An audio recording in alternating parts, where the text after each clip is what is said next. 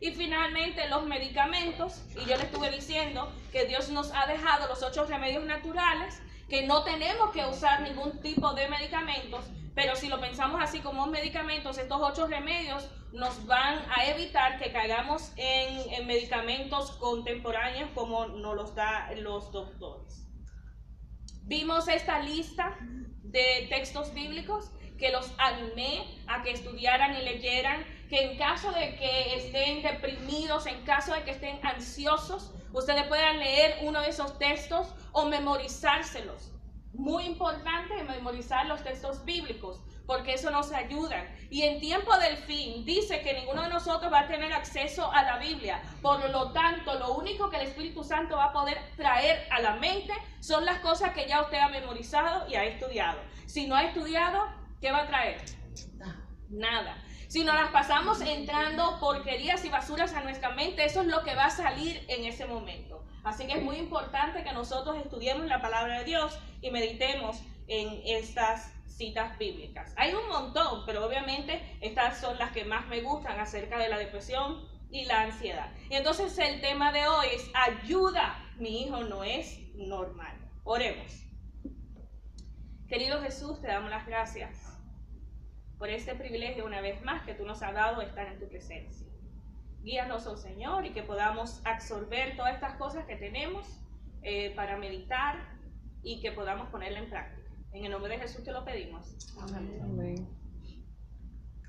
Hay 4 etapas del desarrollo cognitivo infantil. Y yo quería comenzar con esto porque a veces se nos olvida las etapas de los niños. Y pensamos que los niños tienen que ser soldaditos, que se tienen que sentar derechitos. Y no.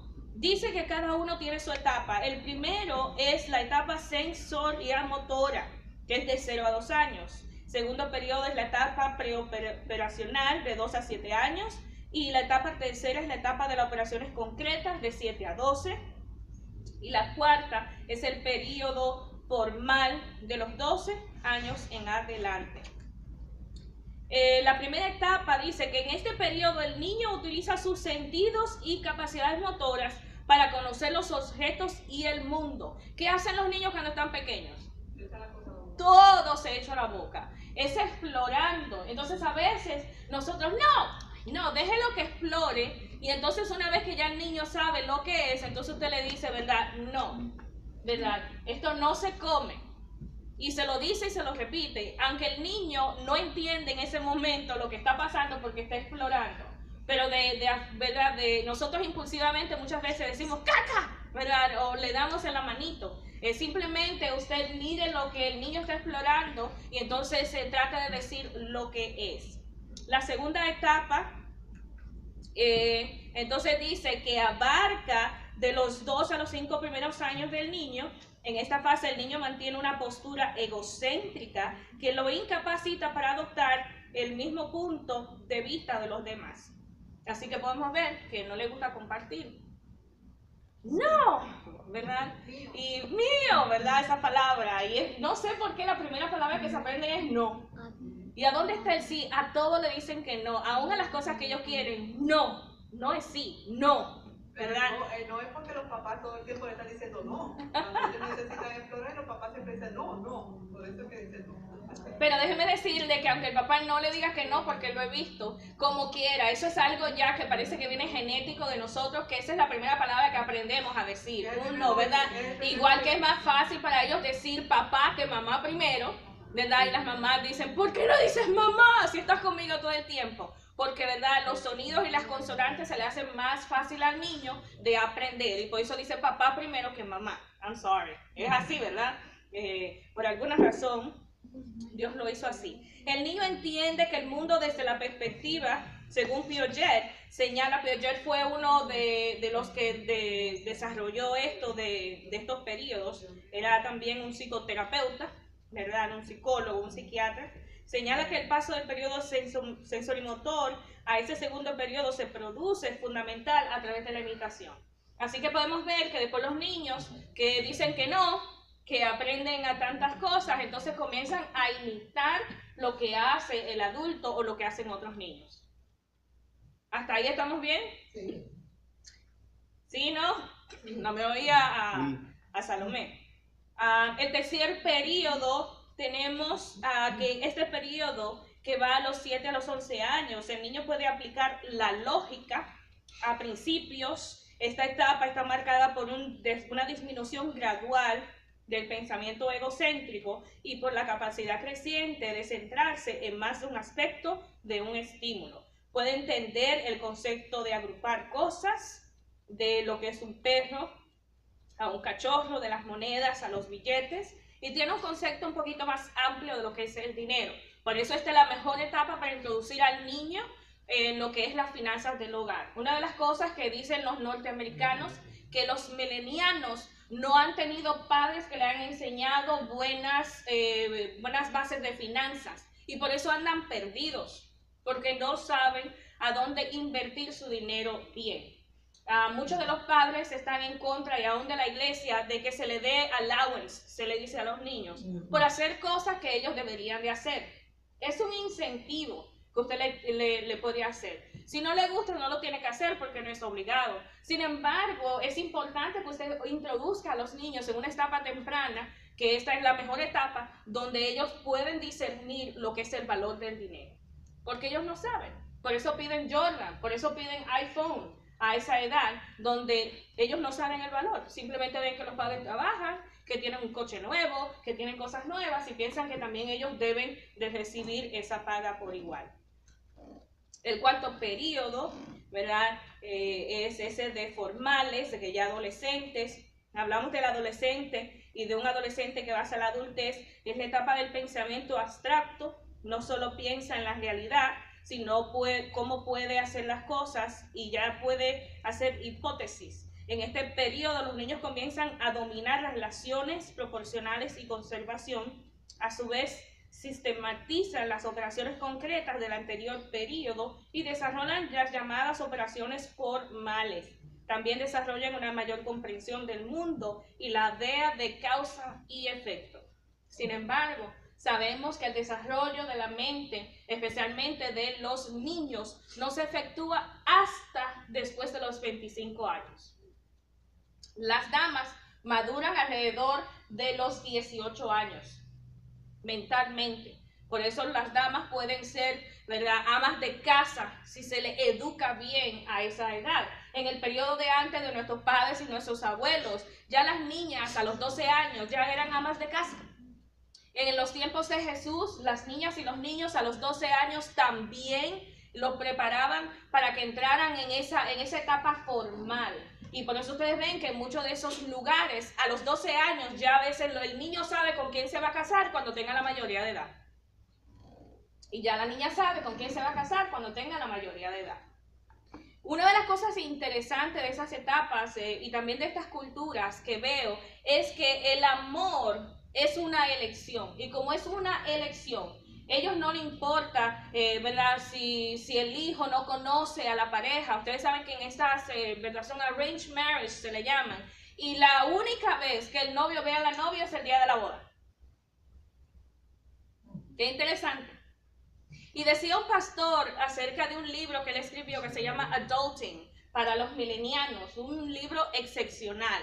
Decía él que ¿por qué nosotros pensamos que tenemos una fórmula mejor para tener relaciones? Porque ahora se le dice al muchacho, incluso, que eso es cierto, incluso hay muchas muchachas y muchos muchachos de la iglesia que están conviviendo primero, no le dicen nada a los pastores, no le dicen nada a las iglesias, pero están conviviendo con novios. La gran mayoría ni siquiera son de la iglesia, esos novios, y simplemente hasta a veces le tiran el paquetito al pastor, nos vamos a casar, pastor, cáseme. Y hay muchos pastores adventistas que están casando a estos jóvenes así, y por eso vemos cómo la iglesia ha evolucionado, y eso le ha hecho un daño muy básico a la iglesia, porque estas son personas que realmente no se consagran, no que lo estoy juzgando, sino que no se conectan con la iglesia de una forma que siguen las normas y las expectativas que la iglesia tiene, porque la iglesia dice que primero usted, ¿verdad?, tiene un periodo de noviazgo sin tener intimidad, y después, una vez que usted ya está listo para casarse, entonces tiene intimidad. Sin embargo, en nuestras iglesias se está dando también eso, que se quieren, ¿verdad?, unir primero, porque la sociedad está diciendo, prueba primero Si no funciona, entonces usted deja eso, es más fácil. Entonces, si nuestros jóvenes ven eso en nuestras iglesias, entonces eventualmente tus hijos van a sufrir de eso también, porque los otros amigos que ellos tienen han hecho lo mismo. ¿Hace sentido o no?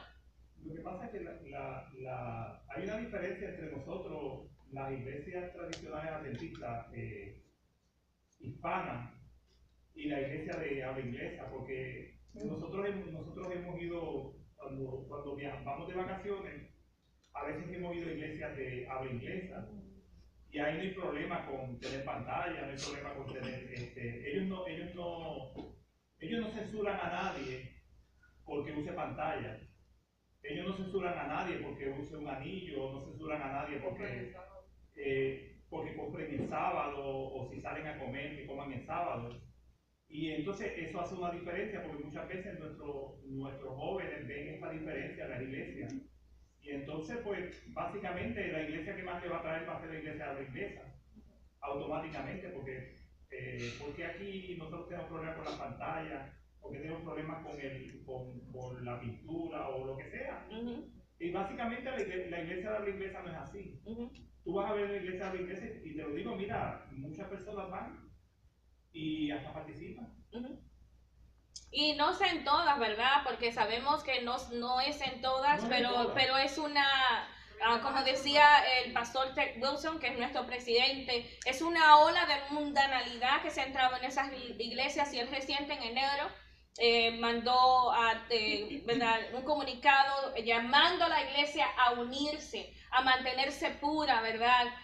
Con los preceptos y las dogmas que ya han sido establecidas, para que no tengamos ese tipo de problemas. Pero también esas cosas las he visto en iglesias hispanas, ¿verdad? Para nosotros es un shock verlas, pero también está pasando en las iglesias hispanas. Usted se va para el sur, se va para Miami, hasta en Santo Domingo. Ya me he sorprendido de las cosas que he visto. Así que estamos evolucionando, y lo que nosotros debemos de decirle a nuestros hijos, que a la ley y al testimonio, ¿verdad? Si no le dijera conforme a esto, porque no le ha amanecido. Nosotros no podemos seguir a la mayoría, porque la mayoría no es la que se va a salvar. ¿Quiénes son los que se van a salvar? Los escogidos, un grupo de personas que se mantengan fiel, ¿verdad? Así podemos animarlos a ellos a que hagan decisiones y no sean imitadores. Así que también vemos que con este tipo de desarrollo, una vez que nosotros vemos cómo se desarrolla el niño, entonces podemos distinguir qué le está pasando. Así que hay señales de depresiones infantiles. Si usted ve a un niño con baja autoestima, con una sensación de culpa o responsabilidad por cosas malas que le pueden pasar, eso no es normal, porque el niño no debería estar preocupándose de esas cosas, ¿sí o no? Irritabilidad, ¿verdad? Ira extrema, tristeza frecuente, sentimiento de desesperanza, disminución de interés a actividades, ya no quiere venir a los conquistadores, ya no quiere venir a la iglesia, aburrimiento persistente, esto sí aburrido, yo no quiero estar aquí cuando antes sí tenía interés, falta de energía o cansancio, aislamiento social y falta de comunicación, no habla, ¿verdad? No habla. Así que es importante que nosotros estemos pendientes de estas señales para entonces distinguir si el muchacho está cayendo en depresión. Las otras señales son sensibilidad extrema al rechazo, quejas frecuentes sobre los problemas físicos, que le duele el estómago, los mareos, ausencia frecuente de colegio, disminución del rendimiento escolar, cambios importantes en los hábitos alimenticios o el sueño, conversaciones sobre la intención de escaparse de la casa, pensamientos de muerte o de suicidio y problemas de concentración. Estos son, ¿verdad?, cosas que nos pueden enseñar, que nos pueden dejar ver que el niño está en problemas. Y puede ser que el niño está siendo, ¿verdad?, acosado o bullying en la escuela, y por eso el niño está cayendo en depresión. Puede ser que usted sea mamá soltera y entonces el papá siempre dice que lo va a visitar o que lo va a traer o que se lo va a llevar, siempre promesas y nunca aparece. Es decir, que son causas, recuérdense que la depresión son causas fomentadas por alguna tristeza extrema que el niño no puede conciliar en su mente. ¿Se entendió hasta allí? ¿Verdad? Eso puede ser indicio de otras cosas también, pero sin embargo, ¿verdad?, más es de depresión. Si su hijo, ¿verdad?, está a mayor riesgo Si ya hay depresión en la familia, hablamos de eso, ¿verdad? Ayer, si en la familia hay depresión o ansiedad, entonces sabemos que el niño está a mayor riesgo. Si experimenta una situación estresante en su vida, miren, los divorcios es lo peor que le puede pasar a un hijo. La separación es algo, yo digo que eso es obviamente una intención satánica, porque no solamente los padres son, ¿verdad?, heridos por esto, sino también los hijos son heridos. La iglesia también sufre, todo el mundo sufre. Aquí no hay ni un win-win situation. Sin embargo, ¿verdad?, sabemos que hay situaciones muy arriesgosas para las damas o para los caballeros, donde ya es una situación que la vida de ella misma está a riesgo si ella se queda, o la vida de él está a riesgo si se queda, ¿verdad? Un familiar que haya caído en drogas, un familiar que sea, ¿verdad?, un esposo o una esposa que sean violentos, ya esas son cosas, ¿verdad?, extremas que se pueden tratar de diferentes rasgos. Pero les puedo decir que yo he escuchado historias y yo vi una personalmente que yo decía, esa familia no va a sobrevivir. Se separaron como 2 o 3 veces. La última vez se le tiró toda su ropa por la ventana a la hermana de la iglesia. Y yo recuerdo cuando nosotros fuimos, que ella nos llamó, mi esposo y yo, fuimos y yo encontré todo en el piso, pregunté, ¿qué es esto? Y ella me dijo, él me tiró todo en el piso, yo no voy a subir porque no, ni quiero subir. Y así mismo, como estaba con la ropa con los niños y ella con los niños, así como estuvo, nos la llevamos a la casa, después le buscamos un albergue a donde estar. Y yo pensaba, esto no va a sobrevivir, si esta mujer vuelve con él, está loca. Yo no le dije eso, solamente lo pensaba. Así que al final, hermanos, él decidió buscar ayuda él. Él buscó ayuda, estuvieron separados como por unos 6 meses a 8 meses. Y de la noche a la mañana no me dijo nada ella y simplemente los vi juntos. Y ya eso hace 5 años y ellos están juntos todavía. Y tuvieron otra criatura y ahora ella está embarazada también. Es decir, que ya van por 3, ¿verdad? Y lo que yo veo es que Dios puede sanar. Si tú y yo nos ponemos en las manos de Dios, Dios puede sanar. Decía el pastor Bullón, que ya les dije que es uno de mis favoritos, y los domingos, cuando estoy limpiando la casa o cuando no quiero salir, yo me la paso el día completitico escuchando entre Bullón, el Bigotón y el pastor Arnaldo Cruz. Esos son mis 3 favoritos y me las paso escuchando a esos 3, y Arnaldo es un loco. Pastor, lo amo. Sin embargo, ¿verdad? Son personas que cuando tú escuchas las cosas que ellos han hecho y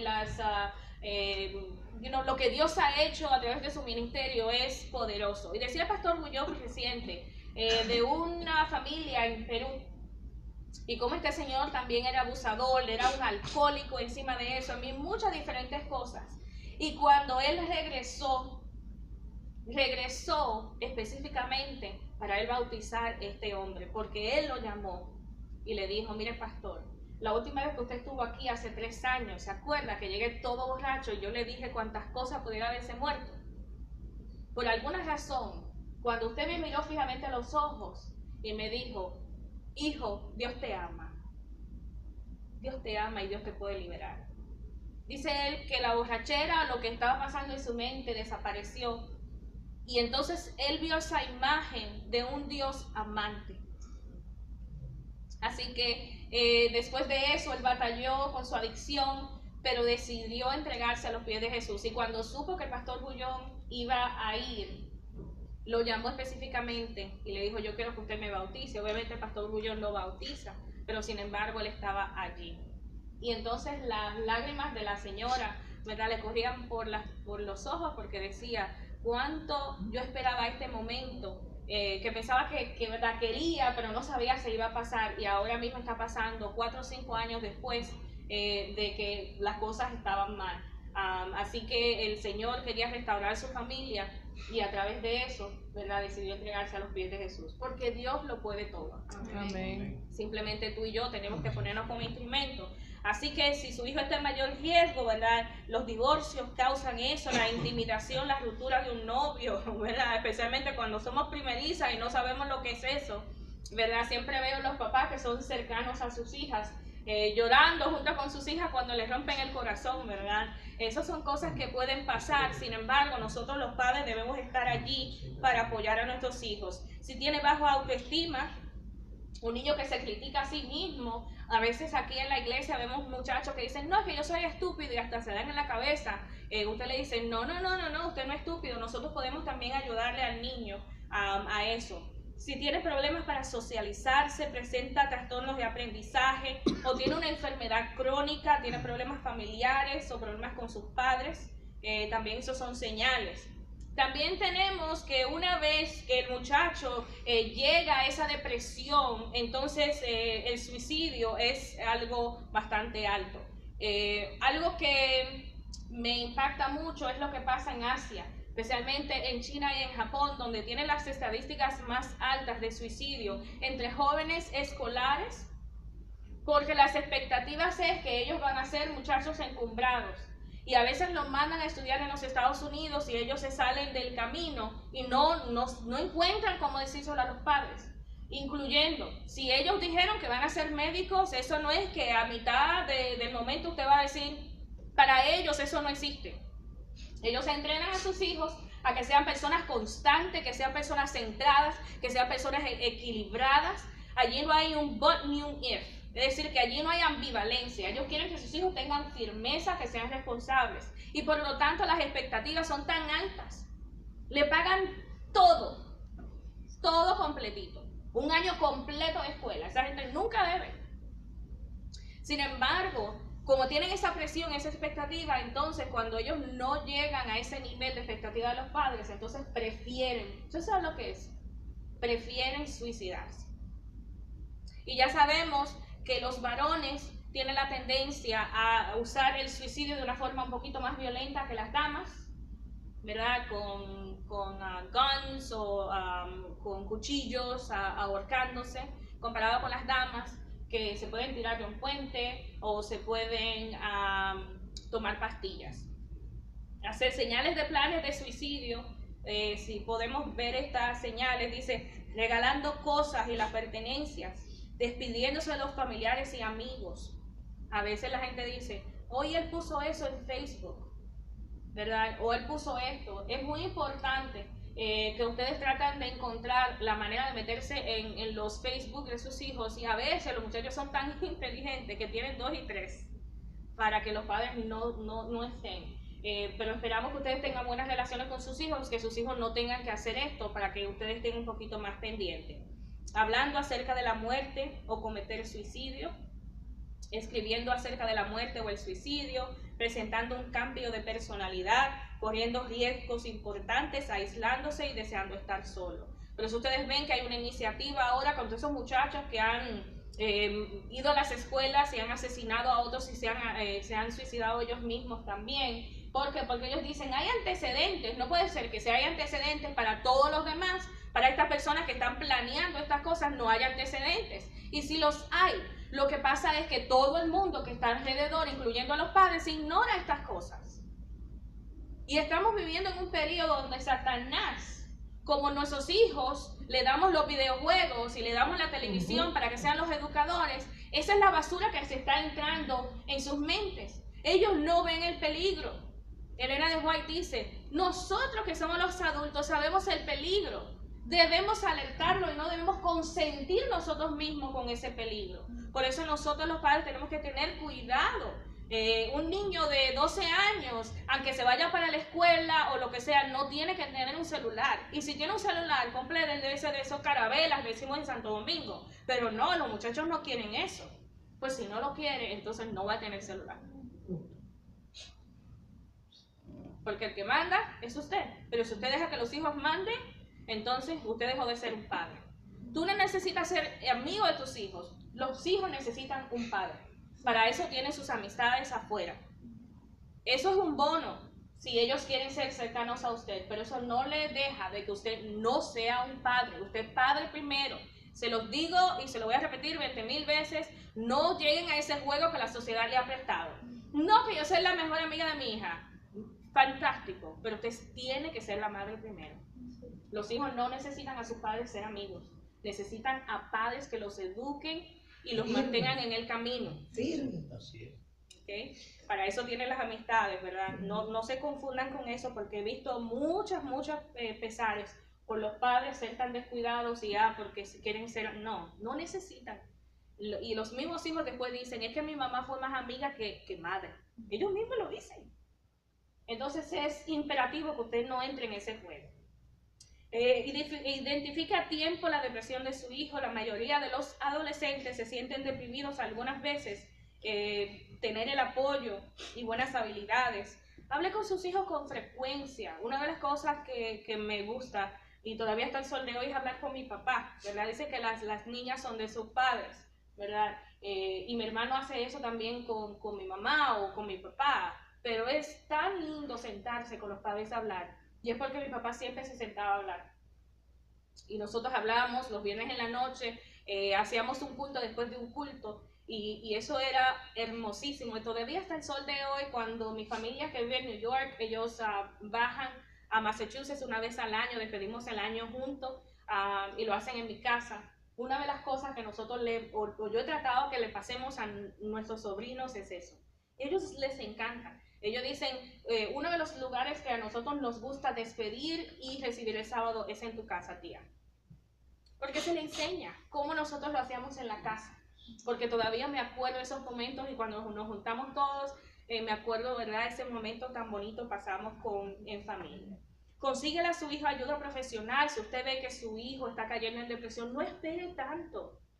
Si su hijo no quiere hablar con usted, sí, a veces los teenagers son un poquito más difíciles para llevar a un terapista, pero trate de negociar con ellos para que ellos puedan buscar ayuda. ¿Se entiende eso hasta ahora?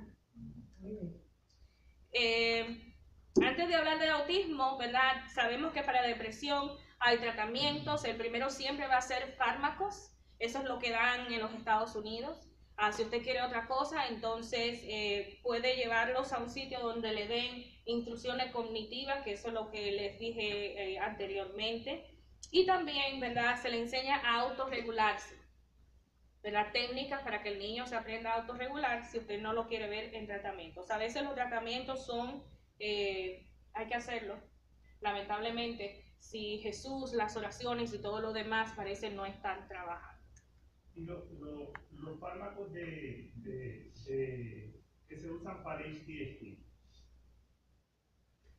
¿esos fármacos tienen los mismos efectos que tienen los fármacos estos, los que anuncian por la televisión, que te dan cáncer, que te dan un montón de cosas? Porque no estoy segura de cuáles son los que anuncian en la televisión. Lo que se le dan a los niños que tienen ADHD. Hasta donde yo sé, esos no causan ningún tipo de cáncer. Hasta donde yo sé. Lo único es que a los niños no les gusta cómo se sienten cuando utilizan ese medicamento. Hay algunos padres que es bastante interesante, que deciden no dárselo durante los weekends. Y entonces cuando vienen a la iglesia y el niño no tiene esas destrezas de autorregularse, entonces, ¿verdad?, se le hace un poquito a la iglesia porque no entiende, no tiene las herramientas.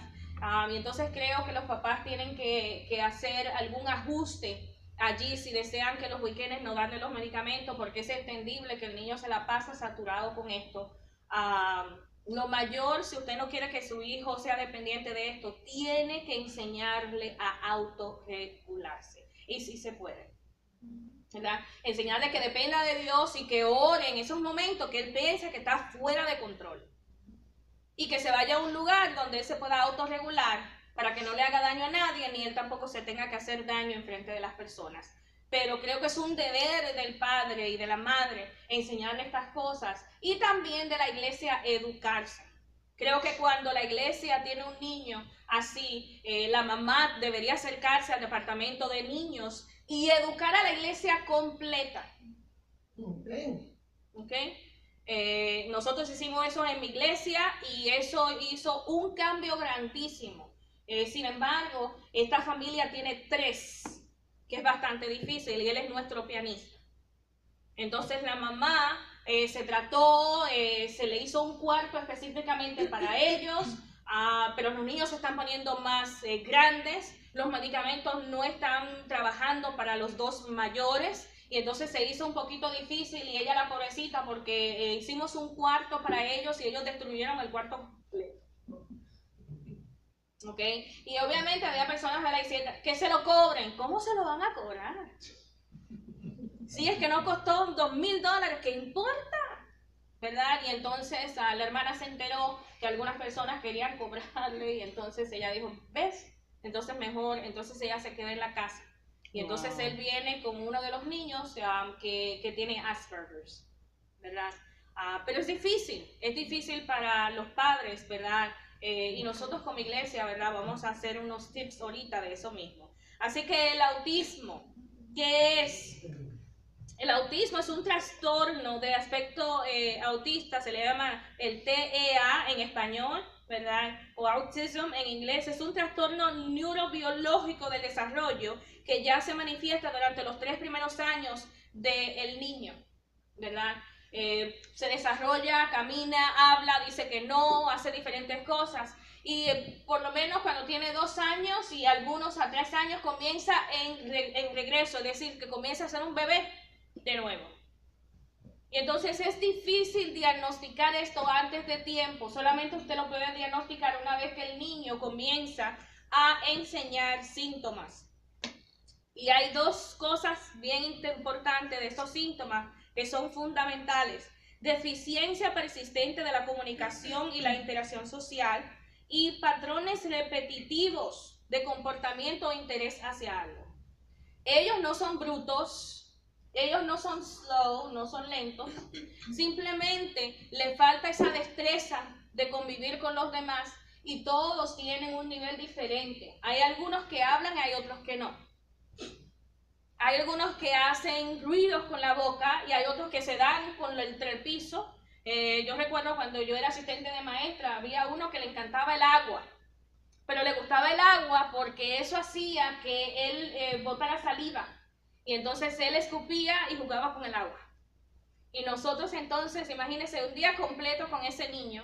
Y entonces había que privarlo de agua porque es que buscaba agua y veía agua y eso era botado. Y se quedaba nada más así. Y entonces había que limpiar todo el salón o todo el reguerete que hacía de agua porque le encantaba el agua. ¿Verdad? Pero ¿verdad? Nosotros buscamos la manera de cómo canalizar ese interés hacia el agua para que entonces no hiciera, ¿verdad?, trastornos en la casa porque le sacaba todo el agua en la tina a la mamá para verla fluir por toda la casa. Así que son niños hermosos, tenemos que tener, ¿verdad?, sumamente paciencia. Diferencias sociales de los niños con autismo: no mantienen contacto visual, no responden a la sonrisa, no mira los objetos de los eventos que están mirando los papás, no señala objetos ni eventos, no llevan objetos de interés personal para mostrarle a los padres, no suelen tener expresiones faciales, es incapaz de percibir que los otros podrían estar pensando, no demuestra su preocupación o empatía, es incapaz de hacer amigos. ¿Okay? Cuando usted ve que su niño a los 2 o los 3 años no está compartiendo, no está hablando, no está haciendo estas cosas, entonces es una señal de que algo está pasando. Mientras más tiempo usted dura sin llevarlo al pediatra o decirle al pediatra que está